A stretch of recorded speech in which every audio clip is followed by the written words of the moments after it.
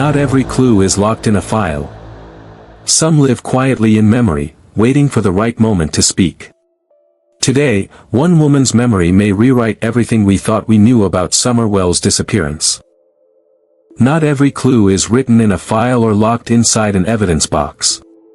Sometimes, it lives quietly in someone's memory, buried, unspoken, waiting for the right moment to come alive. A memory that lingers like a shadow, tucked away in silence, until the weight of time or conscience finally forces it into the open. Today, a local woman has stepped forward after nearly 3 years of silence. She claims that on the very day Summer Wells vanished, she saw Don Wells standing outside the family home, talking with a man she had never seen before. For her, it wasn't just another passing scene on Benhill Road. It was something that carved itself into her mind. His face wasn't familiar. His expression wasn't friendly. It was cold. Emotionless. The kind of stare that makes you feel something is deeply wrong. She remembers the way it made her chest tighten, the way her instincts told her to keep moving, not to stop, not to ask questions. No smile, no nod of recognition, no trace of neighborly courtesy, only a look that seemed to carry a message without words. A look that said she had stumbled upon something she wasn't meant to see. And though she drove on, though she told herself it was nothing, that moment burned itself into her memory. Because sometimes the truth doesn't shout, it stares back at you in silence, daring you to remember. Back then, she didn't speak. She didn't want to become another rumor in a case already drowning in speculation. Fear of being wrong. Fear of becoming a target. Fear of fueling more chaos. These fears wrapped around her like chains, holding her in place while the world around her argued, speculated, and pointed fingers. So she told no reporters, made no public statements. She only whispered it to a few family members, and kept the memory locked away. Hidden like a fragile secret in the back of her mind, carried in silence day after day. It became the kind of memory that follows you everywhere, quiet at times, but never gone. A single image, a single stare, replaying over and over until it almost feels like a burden too heavy to keep. But now, after years of watching this case stall, she's decided her silence may have done more harm than good. And what she remembers could change everything. Because sometimes, the most dangerous thing isn't the memory itself. It's the years spent holding it back, letting time turn uncertainty into regret. And for her, the weight of staying quiet has finally become heavier than the fear of speaking out. The woman recalls passing the Wells property late in the afternoon. The shadows of the hills were already stretching across the road, and the air carried that heavy quietness of a rural summer evening.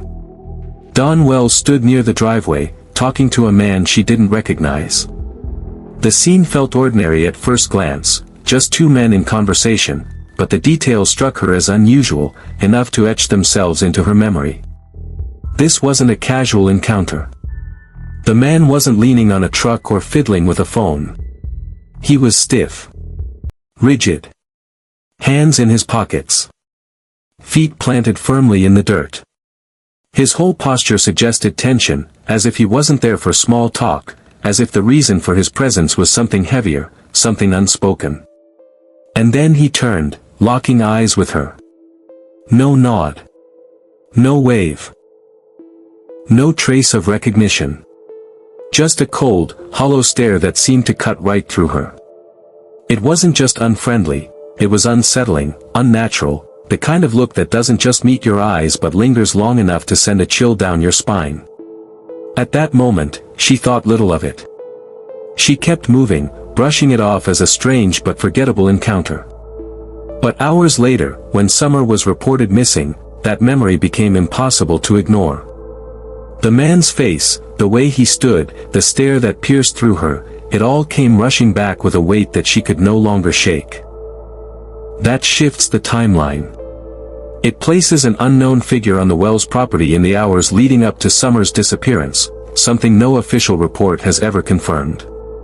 A revelation like this doesn't just add detail, it changes the very framework investigators and the public have relied on for nearly 3 years.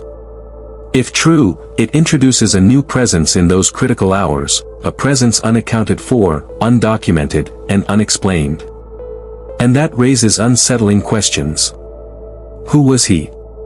Why was he meeting Dawn? Was it a debt, a threat, a deal, or something even darker? Each possibility carves open a different path, each one more disturbing than the last. Could this man have been a friend? A stranger? An enemy who arrived with purpose? Was their conversation routine, or was it the spark of something that spiraled into tragedy? In a case where every second matters, every gap in the timeline becomes a potential key. And this gap, this man with the cold stare, stands out like a shadow stretching across the final hours of Summerwell's life. Why stay silent for so long? Her answer is simple: fear. Fear of being wrong. Fear of being accused of chasing attention. And fear of adding fuel to the fire of online conspiracy theories. For nearly 3 years, that fear held her back. It wrapped itself around her like a shadow, whispering that silence was safer. She knew how cruel the internet could be. She had seen neighbors torn apart online, strangers turned into villains by people who had never set foot in Hawkins County. And she wanted no part of it. So, she buried what she saw. Day after day, month after month, year after year.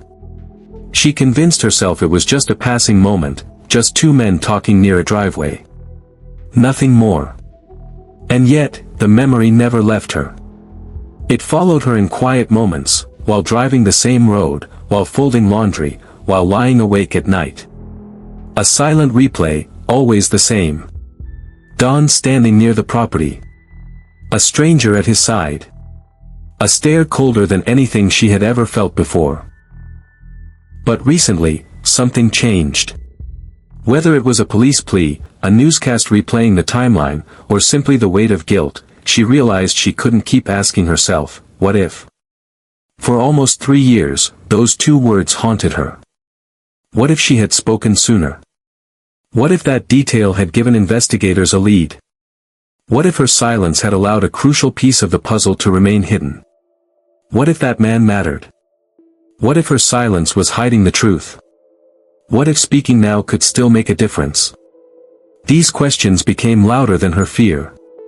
They drowned out the excuses she had clung to for so long. Because she knew this wasn't just about her reputation, or her safety, or her comfort. This was about a missing child. A little girl whose face had been printed on flyers, flashed across television screens, shared in thousands of online posts. A girl who never came home. And so, after years of silence, she stepped forward. Not to chase attention. Not to stir more rumors. But because she couldn't carry the weight of what if anymore. Because sometimes, the smallest detail, the glance of a stranger, the stiffness in his posture, the coldness in his eyes, can be the thread that unravels a mystery. Her decision may have come late. But in a case that has remained frozen for so long, even one voice, one memory, one overlooked detail, could be enough to shift everything. Her account doesn't prove guilt. It doesn't clear anyone either. But in an investigation this fractured, even the smallest piece matters.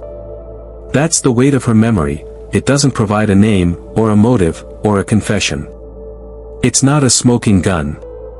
But in a case where evidence is scarce, timelines are inconsistent, and stories shift depending on who's telling them, even the smallest fragment has the power to move the investigation forward. If investigators believe her, they'll quietly recheck timelines. They'll pull old files, compare phone records, search again through hours of camera footage, and re-examine every statement. They'll look for gaps, minutes that were never accounted for, movements that were never explained. They'll ask, did Don ever mention meeting someone that day?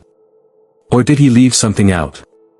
Was there a detail so small, so ordinary to him, that it slipped his mind, or something he deliberately chose to hide? And that's where this sighting becomes more than just an eerie memory. Because the presence of an unidentified man doesn't just add to the noise, it reshapes the narrative. It forces investigators to consider possibilities they may have pushed aside long ago. This sighting could give strength to theories of a stranger's involvement. For years, many have argued that Summer's disappearance was the result of an outside predator, a random abduction in the quiet hills of Hawkins County. The woman's account seems to lean in that direction, a man not from the area, not familiar, not friendly, appearing just hours before a child vanished. To many, that's the very definition of suspicious. But there's another possibility. A darker one. It could also open the door to a chilling hybrid possibility, family involvement combined with an outside accomplice. Maybe this wasn't random at all. Maybe the stranger wasn't just passing through. Maybe he was there because someone in the family wanted him there. A deal, a threat, a desperate bargain struck behind closed doors. If that's true, then this sighting isn't just a detail, it's a key to unlocking the unthinkable. And one thing is certain, it rattles the foundation of everything we thought we knew.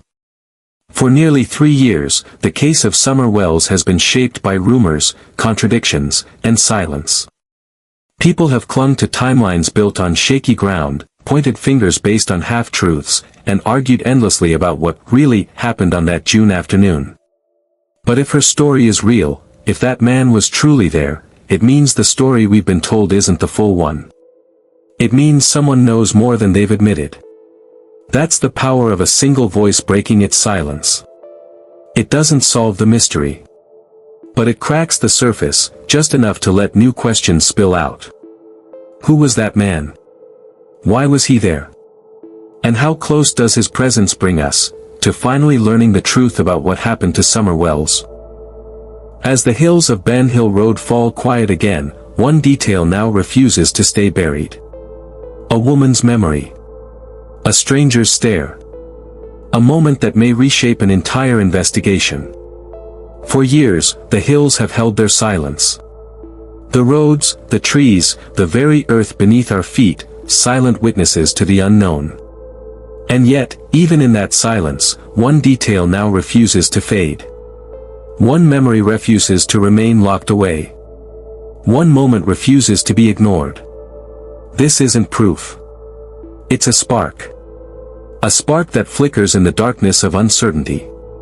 But sometimes, one spark is enough to reignite the fire of truth. A fire that has been smoldering quietly in the hearts of investigators, in the minds of the family, and in the awareness of the community. It may seem small. Insignificant, even. But in cases like this, where timelines blur and leads go cold, even the smallest spark can light a path. A path toward answers. Toward closure. Toward justice. Summer Wells deserves justice. Justice that does not bend to time, or fear, or silence. Every memory matters. Every lead counts. Every detail, no matter how small, carries weight. Each recollection is a piece of the puzzle, a puzzle that refuses to be ignored. And every silence broken could bring us closer to the answer we've waited for. Every whispered truth, every remembered glance, every piece of the past that refuses to be forgotten, pushes us forward. Moves the investigation closer. Shapes the story that has remained unfinished for far too long. The hills of Benhill Road may appear calm. But beneath that calm, questions still stir. Memories still awaken. And the truth, though delayed, is still chasing its way into the light. I'm Detective Max. Stay sharp, stay vigilant, and I'll see you in the next update.